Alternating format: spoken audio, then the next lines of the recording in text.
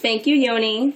I'm sitting here in Yerushalayim with Yoni and Nina of the music band Yonina. They're the exceptionally talented musicians and singers, their husband and wife, and their gorgeous daughter Ashira sitting on their lap. Hi, Ashira. She's so cute. Welcome to the show. Thank you. It's fun being here. So I, along with hundreds of thousands of others, every week eagerly anticipate a new music video. You make them specifically for Shabbat?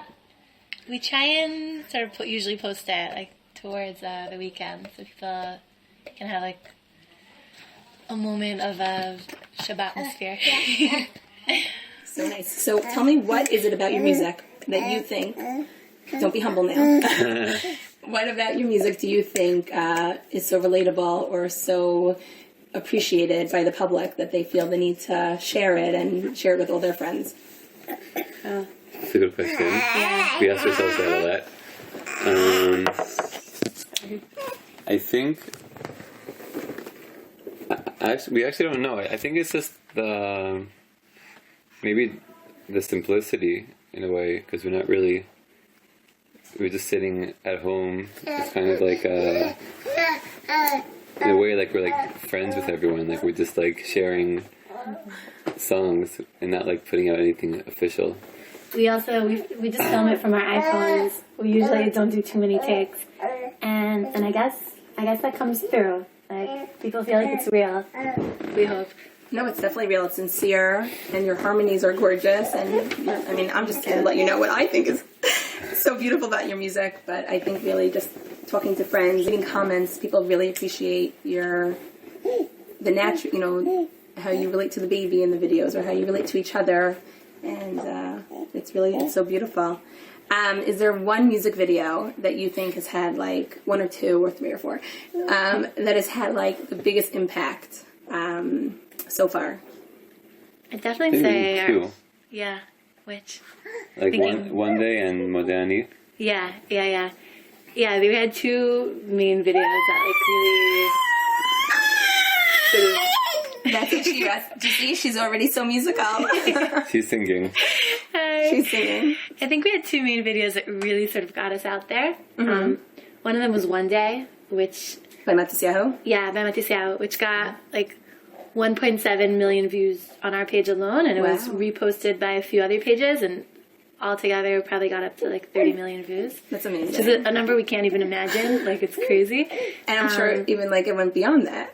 Yeah, we don't know, because the people just repost, it's hard to keep track. downloaded and reposted it, so we don't know, someone sent us this, link to it in this Turkish... Yeah, the Turkish page reposted it and claimed that we were Turks. Oh, wow. And we didn't watermark it, because we had just filmed it in our car. We didn't think that it would get anywhere. So we didn't even bother to watermark it, but people are just reposting it all over. And I guess another one was Modani, which is more... It's an Israeli song? Uh-huh. Yeah, so that was more local. It's okay. The audience loves Ashira already. She's going to be a musical star also. Yeah, Ashira. Right? Yes. She likes Modani. Yeah, so Modani is a song by Omer Adam. And... a song by Omer Adam. And the song is all about... It's kind of on the words of Modani that we say in the morning, part of the davening, the prayers. Uh-huh. And he's just talking about all the... Being thankful. Being thankful for everything that we have. It talks about... Yeah, it talks about everything, pretty much. He's just... The whole song is just being thankful for everything. I think... People relate to that. Yeah, people relate to that. Just being thankful. Being thankful, appreciative, for sure. So, looking at Ashira, I think she's definitely already musical. I think she agrees. From what age can you remember yourself? What type of childhood? Did you have a musical childhood growing up? I think so. I think we both did. Yeah, I come from a family, my father is a chazan, my grandfather is a chazan. My first instrument was violin. Violin, yeah. And just all the tefillot, all the different, I don't know what, Shabbos meals at my house. Yeah. So, is the rest of your family musical also? My father's musical. Yeah. And my one of my, I have some aren't, some are less. My family is very artistic. I have a sister that she's like a dancer, and I have a sister that's an artist. Okay, so everybody has their own talents. Right. And that's what I was saying. Maybe you won't want her to listen to this interview. Trying to give her a shout out. No, you didn't say anything wrong. Can you remember do you have any musical memories that are like your fondest musical memories? I say this a lot in interviews, but whenever my brothers used to tease me or anything, I grew up with 3 older brothers, but whenever I'd be upset as a kid, my mom would always tell me, it's okay, write a song about it. Oh. My mom's a writer, she writes mainly poetry, but I really feel like I sort of got that from her, and like she always pushed me to channel whatever I was going through into creativity and into writing. It's beautiful. Like till this day, if I'm ever really like going through something, I'll try and write a song about it. Beautiful. So tell me about your backstory, how you met when you discovered that the two of you are musical. So we met in Tzfat, actually on a balcony in the old city of Tzfat. I, at the time, was doing my national service there, my Ashira Lullaby, and Yoni was a tour guide. And over Shabbat, we were both staying in the old city, and we had this gorgeous balcony in the place where I was living that sort of viewed over like all the mountains of Meron that surround Tzfat. And sometime in the afternoon, I heard a whole group of teenagers going up to that balcony. So I sort of went up to see what was going on. And there was Yoni, and he was their tour guide. And he asked me if it's okay for them to do a meditation there, sort of on this gorgeous balcony. And I said, that's fine. We had a really short conversation, just a few minutes. And I went to eat lunch, and I kind of forgot about it. And then a few months later, I actually got a message from him on Facebook saying, hi, I don't know if you remember me. We met on the balcony in Tzfat. We actually have a few mutual friends. Keep going. And yeah, we started talking, and pretty early on in the conversation, we were both talking about what we love doing, and it came up that we both write music, and we both really love singing and playing music, and pretty early on, we just realized that we have this passion in common. It was really exciting. Yeah, and the first phone call we had, so Nina's like, oh cool, you do music, so send me your songs. And we ended up exchanging like music. We sent like emails to each other before we even met.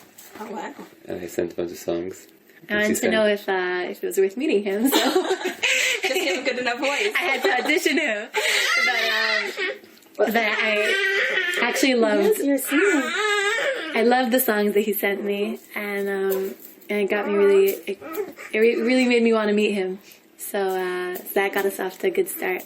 And now at your Shabbat meals, let's say when it's time for Zemirot, what are your go-to Zemirot that you sing? It's a very good question. We Kind of funny because you come from like different families. Very different families.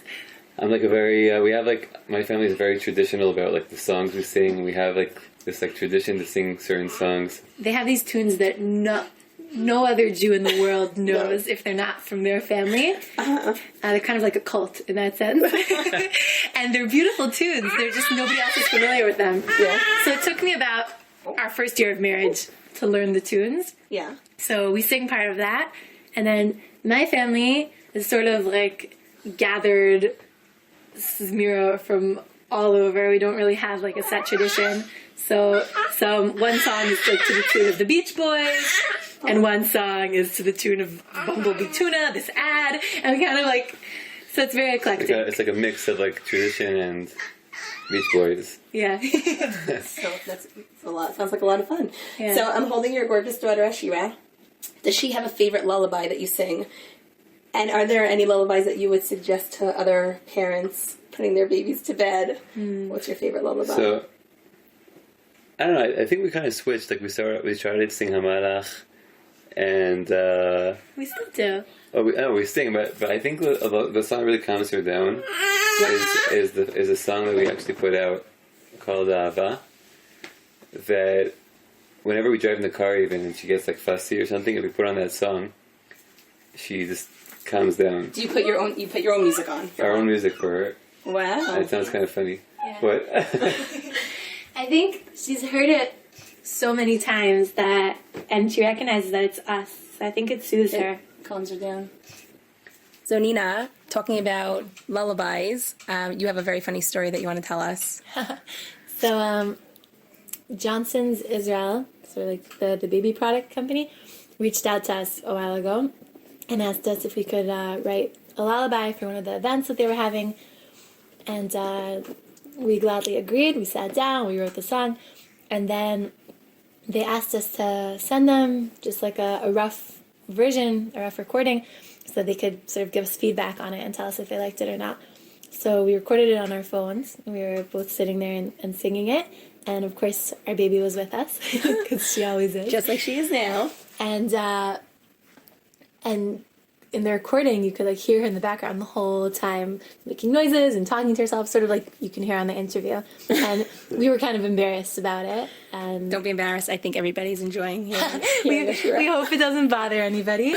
And actually, after sending it to them, the feedback we got was that they loved it and they thought it was so great how the baby sounds were in the background and it's a lullaby and it's so perfect, and they wanted to sound just like that on the real recording. And we just thought it was really funny because we hadn't like planned to have her in there. She just always is. So I think it's good to have Ashira in the background that interviews and recordings. Perfect. She has a definite future in music. Do you have any favorite musicians that you admire or that you learned from? I have so many. As I never know who to choose, but So choose a few. right. Yeah. So there's like some stuff I grew up on, like I don't know if he's even like as known Yosef Kaldunel, Sure. right? Yeah. So Kaldunel is like, I love that. I love him. He even he was even at our wedding. And he sang there. He sang at our wedding. So I love his music. I love his simplicity. I love his guitar and voice. And also, I guess the Moshav band also had a big influence on me, at least. I think also Nina. Yes. She says yes. Yes. And then there's just like kind of like the music I grew up in at home. Like my parents, I grew up listening. Like my mom always had like Cat Stevens in the background and yeah, and James Taylor. So that music also influenced me. And I guess it's hard to really pinpoint. It's just like kind of like a collage of a lot of different types of music. And it comes out in your choice of music that you decide to share with, with everybody. So do you want to add something? No, yeah, I think we really try and sort of make our videos colorful in the sense of a song in English, a song in Hebrew, an Israeli song, a Jewish song, because I think it kind of reflects the kind of music that we like listening to and the kind of music that we're inspired by. We want it to be something broad and not... You talk to a lot of different people that way also, that you reach so many different people. Yeah. So on that note, your music is clearly impacting so many people across the world. It's transcending borders, it's transcending religions. Are there any people that you've been in touch with or that try to get in touch with you that are not necessarily from the Jewish religion you're having a big Kiddush Hashem on a lot of people. So how do you feel about that? It's amazing. Meragesh. How do I say meragesh? Exciting. Moving. Yeah. It's really special. We get all these comments, a lot from Christians around the world, also from the Philippines. We have for some reason, I don't know how it happened. The Philippines. We have a big, like, a lot of people that follow us in the Philippines. It's like in our Facebook. I think it's our third analytics. biggest fan. Yeah, it's the third biggest place. It's Israel, then the United States, or United States and then Israel? Yeah, Israel, United States, and then Philippines. We actually once got a message from someone in the Philippines saying, Hi, hi, what's your religion and how do I join? Wow. It was kind of funny. Yeah, but I think people. I don't know. It's just I guess family and song is something universal. It's beautiful. And that like connects to any person. Let's talk about your CD that you're in the middle of recording right now. What can you tell us about your CD? So we did a crowdfunding campaign through a platform called Head Start just a few months ago, and thankfully we raised all the money we need to record an album, which is really fun. That's incredible. And Really exciting. Yeah, it's really exciting, and it's also good because it gives us like an amount of time by which we need to have the album ready, because there's so many people who are waiting for it. People who like pre-purchased an album or supported our cause, so that's good because it sort of motivates us. It gives us a deadline, and we all know that it's better to work with a deadline.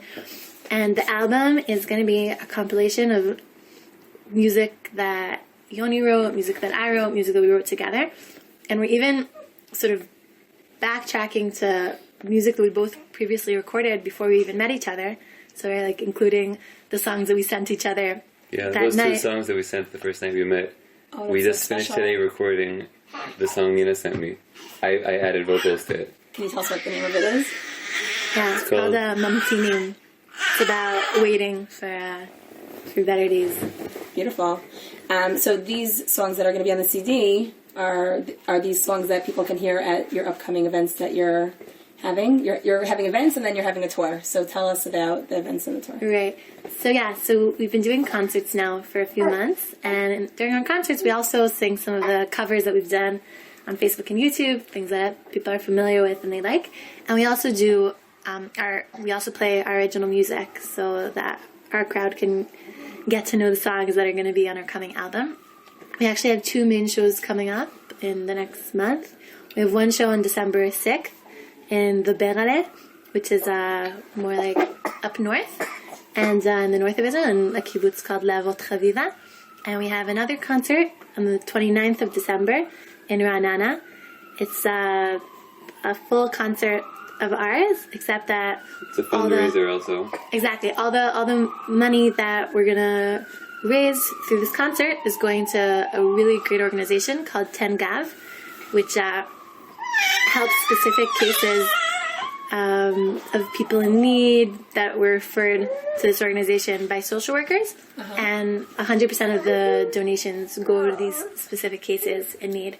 So, like if somebody needs a fridge, or if somebody, or God forbid, don't have a bed, or all these like very, very specific cases, or So lost you see, their like, job. someone needs a bed, you donate 300 shekel for the bed, and the guy gets a bed. It's like very... Right, and 100%, what's so special about this organization is that all of the money raised goes to the people in need, and nobody gets paid on the way. That's beautiful. So to everybody that's listening, I'll link that also with Yoni, and I'll put it on my website so you can find out how to donate if you're interested. Or come to the concert. Yeah, come to the concert in Ra'anana, December 29th. Concert in Renata, perfect. And for all the American-based people that are listening right now, you have something very exciting to tell them. What do you want to tell everybody in America? Coming to America. We're coming.